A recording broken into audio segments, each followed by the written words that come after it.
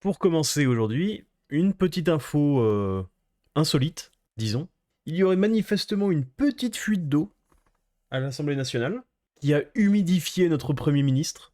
Même les éléments le punissent. Et je crois que la réaction la plus stupide, n'ayons pas peur des mots, nous vient d'Éric Coquerel. Le dérèglement climatique, ce n'est pas juste la canicule. Suite aux orages de ce soir, l'Assemblée est inondée, il pleut dans l'hémicycle. Symbole d'un macronisme qui vient de signer un accord prévoyant 5% de PIB, non pas au climat, mais à l'armement, et qui l'an dernier aura baissé de 2 milliards le budget des politiques environnementales. Dehors, le dérèglement climatique ce n'est pas juste la canicule, apparemment, c'est aussi quand il y a une fuite d'eau à l'Assemblée nationale. Que voulez-vous que je vous dise? Je pense que ça se passe de commentaires, en réalité. Mais là, Monsieur Coquerel a bien gratté le fond du baril pour essayer de faire un peu de récupération. Bravo à toi, Eric. Continue sur cette voie.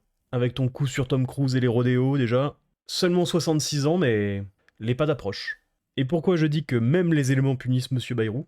C'est que, il y a 2 jours, je crois, oui c'est ça, c'était lundi, le fameux conclave des retraites s'est achevé, sans accord, à la surprise générale, et ces sagouins de LFI ont publié un petit communiqué de presse, où ils appellent évidemment à la censure, mais moi, ce qui m'a titillé, c'est cette ligne de texte pour réhabiliter l'idée des retraites casino par capitalisation.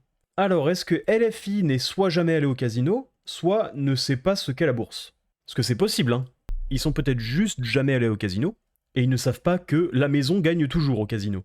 Ce qui n'est pas le cas avec la bourse. Parce que dès qu'il y a une petite crise, enfin, ou pas que petite d'ailleurs, on a droit à une plâtrée de tweets qui ressemblent à ça, avec des commentaires du style On n'entend pas trop ceux qui parlaient de la capitalisation, là. sauf que bon, le CAC 40 depuis 90, ça a fait quasiment x4. Le S&P 500 depuis 96, ça a fait plus de x8. Le Nasdaq depuis 85, ça a fait plus de x67. Et un ETF World un peu random, un peu moins de x4 en disant. Allez. Donc, l'indice qui est le plus proche de la durée d'une carrière, avec nos 43 annuités nécessaires pour notre retraite actuellement, a fait x67. Pour rappel, quand la répartition était au prime de son prime, c'était x4. Peut-être x5. Est-ce qu'il n'y a pas un système qui marche un peu mieux que l'autre? Parce que le grand drame de ce débat des retraites, c'est des statistiques comme ça. 79% des Français jugent le loto moins risqué que la bourse, alors qu'il y a une chance sur 139 millions de gagner. Alors, bon, ça j'imagine que c'est de gagner le gros lot, j'espère, parce que sinon l'espérance est vraiment catastrophique. Ah, mais c'est même encore pire que ça en fait. Seulement 5% des sondés jugent que la loterie est plus risquée. Donc en fait, 95% des Français pensent que la loterie est autant ou moins risquée que la bourse. Alors si vous faites partie de ces 95%, et que vous voyez cette vidéo, ce n'est pas une fatalité, ce n'est pas grave. Ce sont des choses qui arrivent. Mais, il va falloir que vous vous rendiez compte de quelque chose. Quand je vois des gens de gauche dire « Oui, mais les actionnaires se gavent », en soi, j'en rigole, mais oui, les actionnaires se gavent. Et ce qui est incroyable avec l'actionnariat, c'est que tout le monde peut devenir actionnaire. Donc tout le monde peut se toucher des dividendes.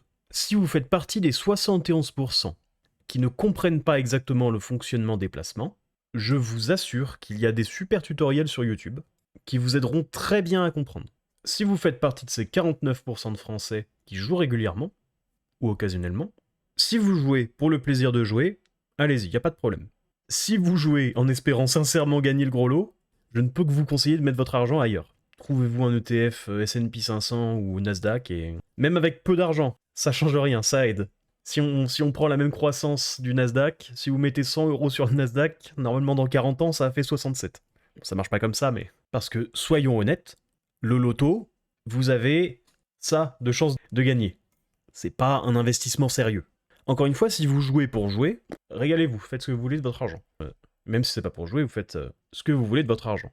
Mais dans une optique d'investissement, je vous conseille autre chose.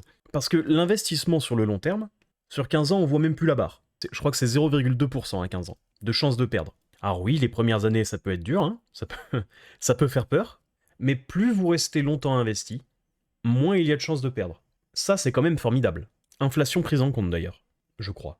Parce que là, ce qu'ils disent à la fin de l'article, la moitié des Français met moins de 200 euros de côté par mois. 200 euros par mois, même 100 euros par mois, 50 euros par mois, c'est très bien. C'est mieux que rien. Si vous pouvez commencer à investir aujourd'hui et mettre ça sur un PEA, sur éviter l'assurance vie, à cause de la loi Sapin 2, sur un PER, sur un compte titre, allez-y. Si au bout de 2 jours, vous avez moins 2 euros sur vos 50 euros, c'est pas grave. C'est normal.